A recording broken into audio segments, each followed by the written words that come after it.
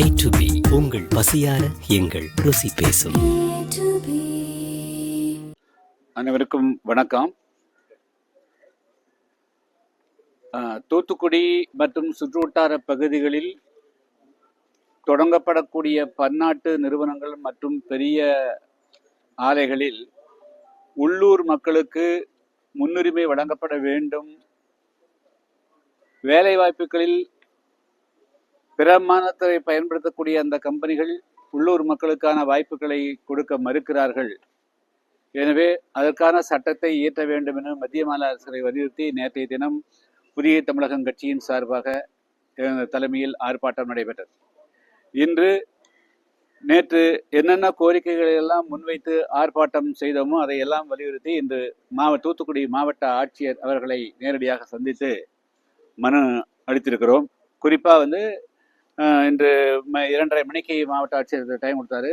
அவங்களுடைய வேலையை கூட விட்டுட்டு கூட ஏறக்குறைய 30 நிமிடங்களுக்கு மேலாக பல்வேறு விஷயங்கள் குறித்து நாங்கள் கோரிக்கை வைத்திருக்கிறோம்.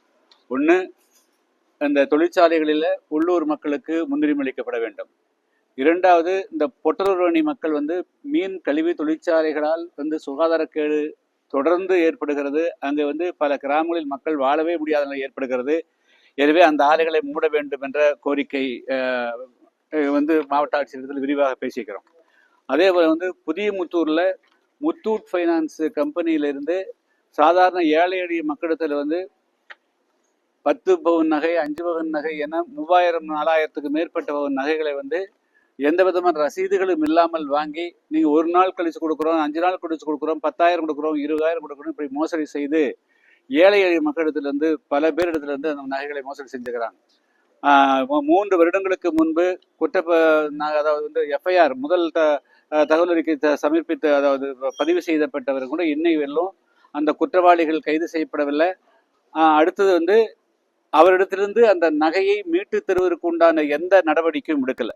அதனால்தான் அதுக்கு சிறப்பாக ஒரு புலனாய்வு குழு போட்டு உடனடியாக அந்த நகைகளை மீட்டு அந்த ஏழை எளிய மக்களை காப்பாற்றணும் என்று சொன்னால் எல்லாருமே பல பேர் அதனால பாதிக்கப்பட்ட குடும்பங்கள் பல பேர் இறந்து போறாங்க, தற்கொலை பண்ணிக்கிறாங்க. இந்த மாதிரி ஒரு மோசமான நிலை இங்க நிலவுதுங்க.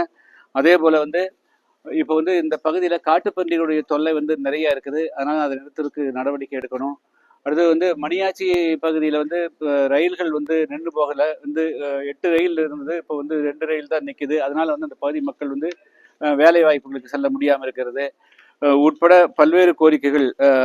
அதே போல விவசாயிகளுக்கு கருங்குளம் ஒன்றியம், தூத்துக்குடி ஒன்றியம், விளாத்திக்குளம், புதூர் இது போன்ற பகுதிகளில் விவசாயிகளுக்கான காப்பீட்டு தொகைகள் முறையா கிடைக்கல. 20% கிடைச்சிருக்குது, 30% தான் கிடைச்சிருக்குது. அது முழுமையாக கொடுக்கப்பட வேண்டும் உள்ளிட்ட ஒரு 10-15க்கு மேற்பட்ட விஷயங்கள் குறித்து மனு அளிச்சுட்டு அது குறித்து பேசிக்கிறோம். அதே போல விளாத்திக்குளம் பகுதியிலைங்க பல பகுதிகளில் இந்த உப்பள நிறுவனங்கள் முதல்ல 30 ஏக்கரா சொந்த நிலம் வச்சுக்கிறாங்க, 300 ஏக்கரா குளங்கள் கண்மாய்களை ஆக்கிரமிச்சுக்கிறாங்க.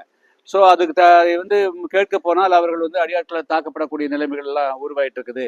ஸோ இந்த விஷயங்கள் எல்லா விஷயத்தையுமே பேசிக்கிறோம். அதே போல நம்முடைய ஓட்டப்பிடாரம் பகுதியில் சட்டமன்ற உறுப்பினருடைய சகோதரே பல இடங்கள்ல முருகேசங்கர் நில அபகரிப்பு பண்றாரு. சாதாரணமா அந்த விஸ்வகர்ம மக்கள், யாதவ மக்கள் இவங்களெல்லாம் அடிக்கிறது, துன்புறுத்துறது, அது மாதிரி சார்ந்த நில அபகரிப்பை தடுத்து நிறுத்தணும்.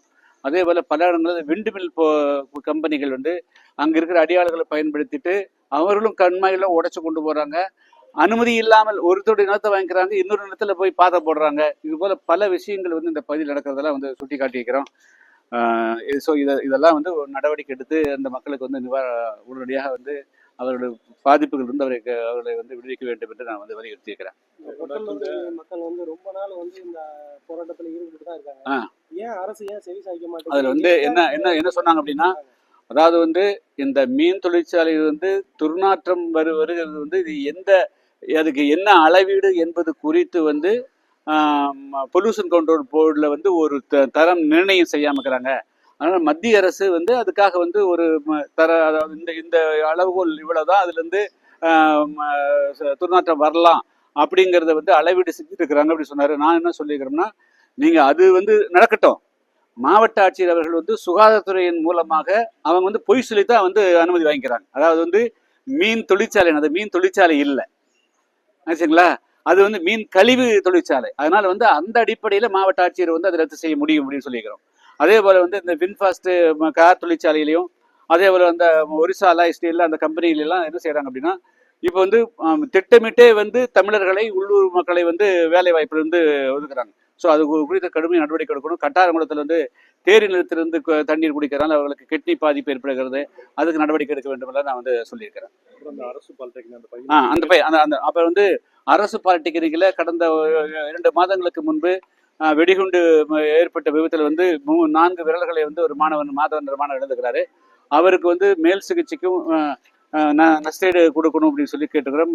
உடனடியாக வந்து அந்த மாணவனை பார்க்கணும்னு சொல்லிக்கிறாங்க. பார்த்துட்டு அவர்களுக்கு வந்து உரிய சிகிச்சைக்கும் அதே போல ஒரு நட்டெடுக்கும் வந்து பரிந்துரை பண்றோம் அப்படின்னு சொல்லிக்கிறாங்க. ரொம்ப நாள் ஆச்சு. இது சம்பந்தமா வந்து ஏற்கனவே அமைச்சரும் பார்த்துட்டு வந்து மேல் நடவடிக்கை எடுக்கப்படும், சரி செய்யப்படும் அப்படின்னு சொன்னாங்க. ஆமா, இது இப்ப பண்ண அந்த பையன் வந்து ஸ்கூலுக்கு போயிட்டான். ஆனா இவங்க கொஞ்சம் அதான் பாதிக்கப்பட்டவங்க வந்து இன்னும் ஸ்கூலுக்கு போகல. இந்த பையனோட இது பெர்மனண்டா வந்து 2 விரல பார்த்தீங்கன்னா இண்டெக்ஸ் வந்து 2 முடியல வலதுகையில மிக முக்கியமான விரல்கள் வந்து பாதிக்கப்பட்டிருக்குது அப்படின்னு சொல்லிக்கிறோம்.